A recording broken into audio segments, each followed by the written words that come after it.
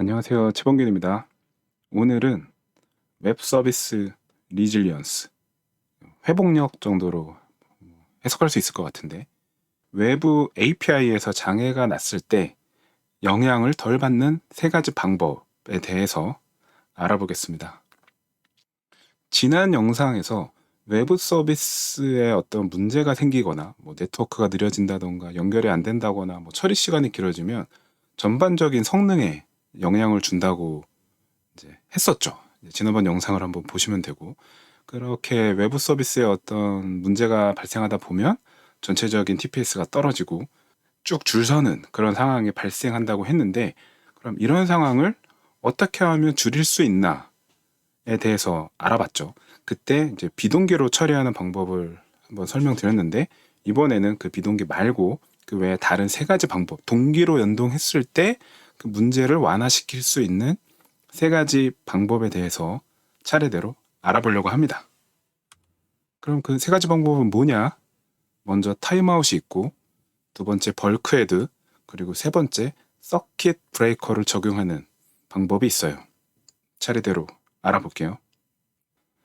타임아웃은 가장 기본적인 거죠. 가장 기본적인 거예요. 외부 연동을 할 때 가장 기본적으로 이제 설정을 해야 되는 게 바로 타임아웃인데, 뭔가 오래 대기하는 것보다 빨리 에러를 발생시키는 게 전반적인 성능에는 좋다는 거죠.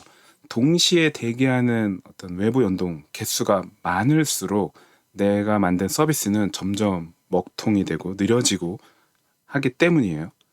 기본적으로 설정해야 하는 타임아웃은 두 개가 있는데, 하나는 연결할 때 걸리는 시간, 그 시간에 대한 타임아웃 설정이 있고, 또 하나는 전체 응답 시간에 대한 타임아웃이 있어요.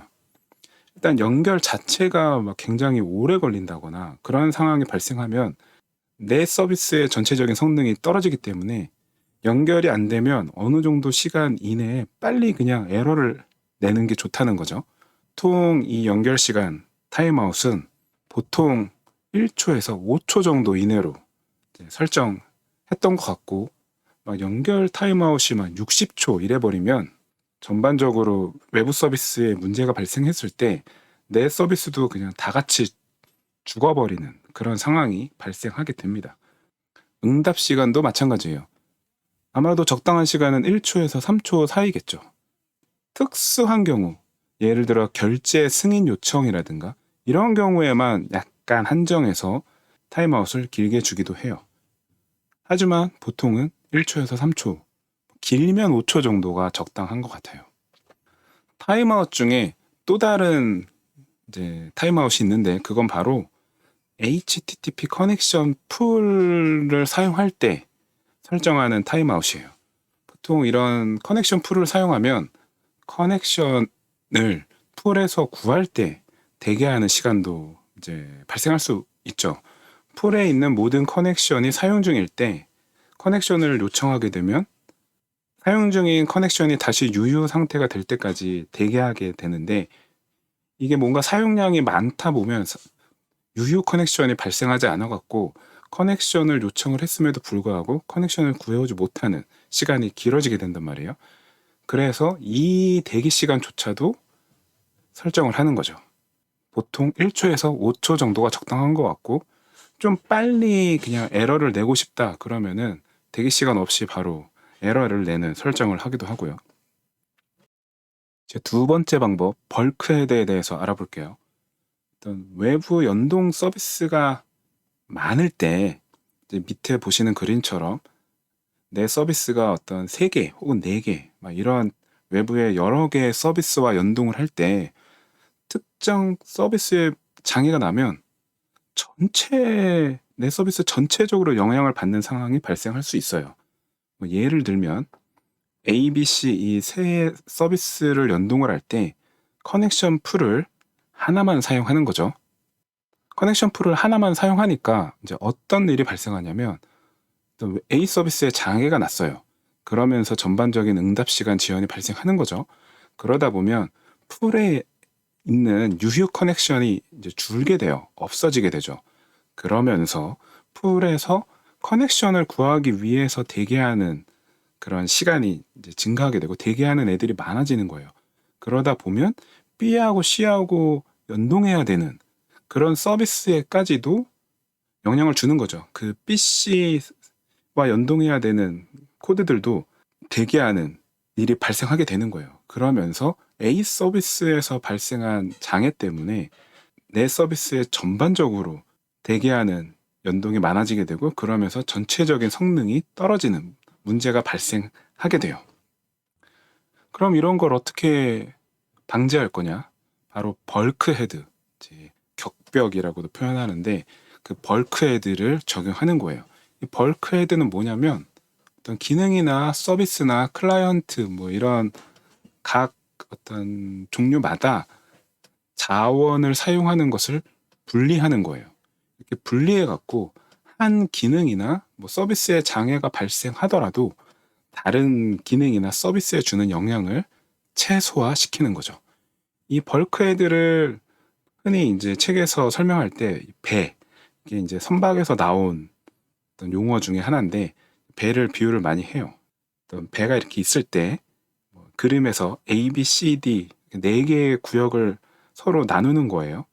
네 개의 격벽을 치는 거죠. 그래서 만약에 C에 어떤 문제가 발생을 하더라도 A, B, D는 멀쩡히 동작할 수 있게 그렇게 만든 게 바로 이 벌크 헤드예요. 이 개념을 우리가 만드는 서비스에도 적용을 하는 거죠. 뭐 예를 들면 외부 서비스마다 별도의 커넥션 풀, HTTP 그 커넥션 풀을 사용하는 거예요. 그리고 트래픽 규모에 따라, 즉 A로 가는 트래픽, B로 가는 트래픽, 뭐 C로 가는 트래픽, 이 트래픽 규모에 따라 서로 다른 커넥션 풀을 설정을 하는 거죠.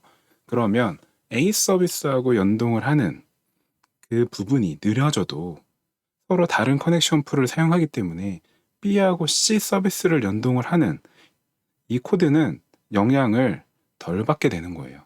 즉 A에서 문제가 발생하더라도 B와 C를 연동하는 코드는 비교적 제 역할을 할 수 있게 되는 거죠. 세 번째, 서킷 브레이커에 대해서 알아볼게요. 어떤 외부 시스템에 장애가 지속되면 계속해서 호출할 때마다 타임아웃이 발생한다거나 500 에러가 떨어진다거나 이런 식으로 계속 뭔가 서비스에 에러가 지속되겠죠. 이렇게 외부 서비스에 에러가 지속이 되면 내 서비스도 에러가 계속 지속될 거예요. 그런데 외부 서비스가 일정 시간 동안 계속 비정상임에도 불구하고 내 서비스는 계속해서 요청을 외부 서비스에 보낸단 말이에요. 그러면 응답 시간 느려지는 것도 계속 지속되고 처리량도 계속 떨어지는 게 계속되고 이런 상황이 발생하는 거예요. 즉 외부 서비스는 분명히 장애인데 불필요하게 내 서비스도 장애는 어쩔 수 없지만 응답 시간이 같이 느려지고 처리량도 같이 떨어지는 그런 상황이 이제 계속 되는 거예요. 굳이 이럴 필요 없잖아요. 그래서 이럴 때 서킷 브레이커를 적용하면 내 서비스의 성능, 응답 시간을 좀 빨리 하고 처리량을 유지할 수 있게 돼요. 이럴 때 서킷 브레이커를 적용하면 응답 시간도 어느 정도 일정하게 유지하고 처리량도 일정하게 유지할 수 있어요. 그럼 서킷 브레이커는 어떻게 적용하냐? 오류가 지속이 되면 일정 시간 동안 기능 실행을 아예 차단해요. 즉 기능 실행을 하지 않고 바로 응답을 그냥 내뱉는 거죠. 이걸 흔히 이제 빠른 실패, fail fast라고 표현하는데 어떤 외부 서비스에 장애가 났을 때 외부 서비스의 그 장애로 인한 영향을 애초에 차단하고 바로 에러를 주기 때문에 응답 시간이 막 늘어난다거나 처리량이 떨어지는 증상을 어느 정도 완화할 수 있어요. 자, 그림으로 좀 설명을 드리면 처음에 외부 서비스가 정상이에요. 그러면 연동 코드가 서킷 브레이커를 통해서 외부 서비스를 이제 호출을 해요. 정상 상황일 때는 계속 호출을 해요. 그러다가 외부 서비스에 오류가 나요. 그러면 서킷 브레이커를 통해서 호출하는 그 연동 부분이 에러가 나겠죠. 그리고 일정 시간 동안 혹은 뭐 지정한 어떤 설정이 있어요. 그 설정 동안 에러가 계속 지속이 되면 서킷 브레이커가 열려요. 이제 오픈된다고 표현하는데, 그러면서 세 번째 그림처럼 연동 코드가 서킷 브레이커를 통해서 뭔가 연동 외부 서비스를 요청할 때 서킷 브레이커는 외부 서비스를 호출하지 않아요. 그냥 바로 에러를 리턴해요. 이렇게 하면 어떤 외부 서비스에 호출하는 데 따른 그 응답 지연 혹은 연결 지연, 이런 시간이 줄어드니까, 아예 사라지니까 같은 에러라도 빨리 고객한테 에러를 낼 수 있겠죠. 그리고 불필요하게 외부 연동을 하지 않게 되니까 전반적인 처리량도 당연히 유지할 수 있고요. 그러니까 처리량 자체가 막 훅 떨어지는 일이 발생하지 않죠. 즉, 외부 서비스가 문제가 있더라도 내가 만든 서비스는 일정 수준의 품질을 유지할 수 있게 되는 거예요. 물론 고객한테 에러는 나겠지만 어쨌든 응답이 없는 것보다는 응답을 빨리 주는 게 낫잖아요. 그럼 서킷 브레이커의 기본적인 동작은 어떻냐? 일단 닫혀 있어요. 이 닫혀 있다는 거는 그 요청한 거를 그대로 통과시킨다는 거죠. 그래서 이제 뭐 HTTP 외부 호출 같은 경우는 외부 호출을 계속 한다는 거예요. 그러다가 그 임계치를 초과한 실패가 발생을 하면 서킷 브레이커가 빡 열려요. 보통 이런 임계치는 뭐 지정한 시간 동안에 어느 정도 비율로 실패가 났다, 에러가 발생했다라거나 또는 뭐 몇 건의 에러가 발생했다라거나 이런 식으로 이제 설정을 하게 되는데, 그 임계치를 초과해서 실패가 발생을 하게 되면 서킷 브레이커가 열려요. 이 서킷 브레이커가 열리면 그냥 무조건 바로 에러 리턴을 해요. 뒤쪽에 API를 호출하지 않는 거죠. 바로 에러를 리턴하는 거예요. 그리고 서킷 브레이커를 일정 시간 동안 열린 상태로 유지하고, 그 열린 시간, 그 지정한 시간이 지나면 반 정도 열어요. 해프 오픈이라고 하는데, 반 정도 열면은 다시 뒤쪽에 API를 호출을 해봐요. 이렇게 호출을 해봐요. 이 정도 시간이 지났으니까 다시 한번 이제 제대로 연결되는지 확인해 볼까? 제대로 실행되는지 확인해 볼까 하면서 쭉 한번 API를 호출을 해봐요. 그리고 나서 임계치를 초과한 실패가 다시 발생하면 또 서킷 브레이커를 열고, 만약에 임계치 이하로 실패가 발생하게 되면 서킷 브레이커를 닫아요. 이런 식으로 이제 서킷 브레이커가 동작을 하게 돼요.